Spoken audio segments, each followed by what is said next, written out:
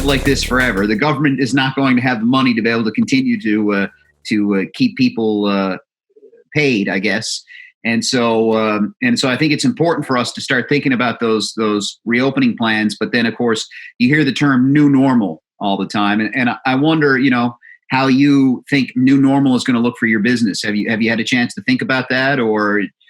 Yeah, Aaron, great question. And yeah, so you guys are obviously facing the same situation of being shut down with COVID. So it's a tough time for business for all.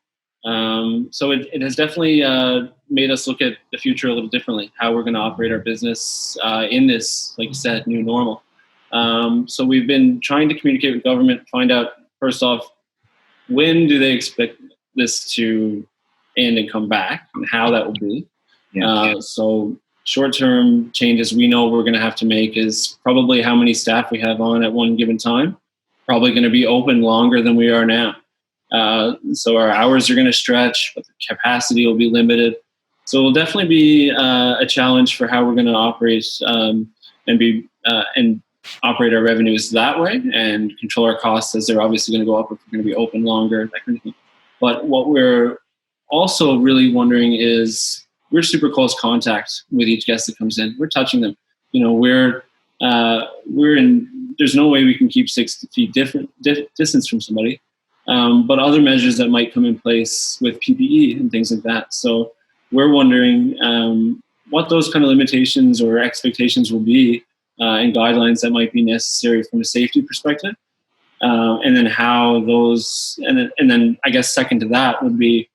Obviously, there's a very short supply or limited supply of this PPE right now, as it's needed for healthcare workers. And we, obviously not being an essential service offering right now, would definitely want that PPE to be put in the hands of those that need it.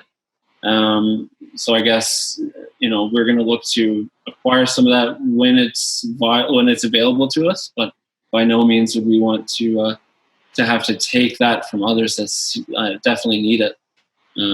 While we know we're going to need more of it at some point for our business. So it's tough.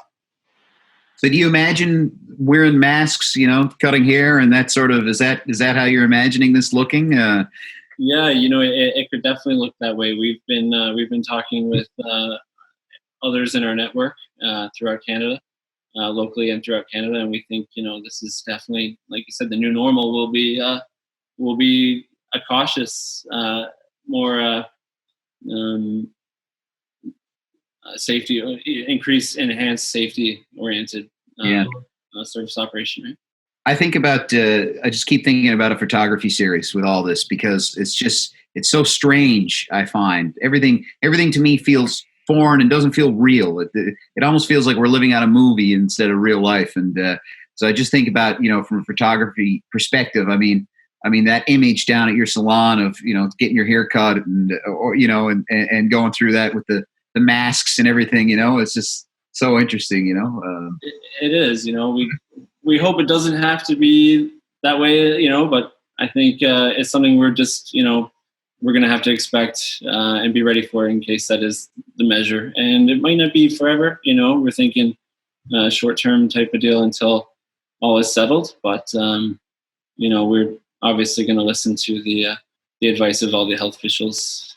And I really hope that the health officials and the government are out talking to people like you. Yeah. So they can get that advice, so they can know more about your business. And because I find that's a lot of the time, government, when they put in laws or practices or, that they sometimes, they don't really know what the situation is, and it would really help if they were to go out and talk to the actual business owners on how some of these regulations or restrictions are going to affect their business, and if it's feasible or not.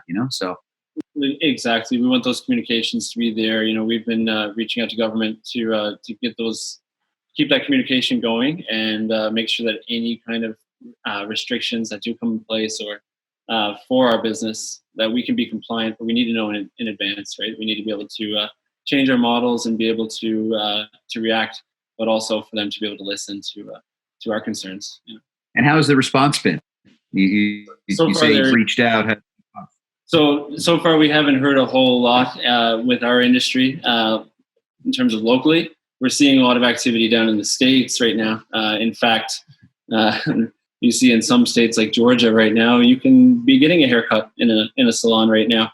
So we're checking to see kind of how they're operating, but they're in totally different circumstances than we are right now. I can't imagine it lasting long down there before they're getting a second wave, but it's our government, I think, will, while they've opened the opportunity for us to communicate to them, I think we're in a better position than somewhere down south of the border, for that matter, right now.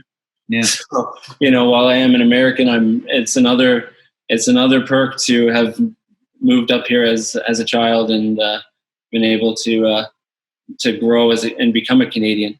We've got a great country and great province here to live in, and I think I don't know if we'd be saying the same as a salon down south right now.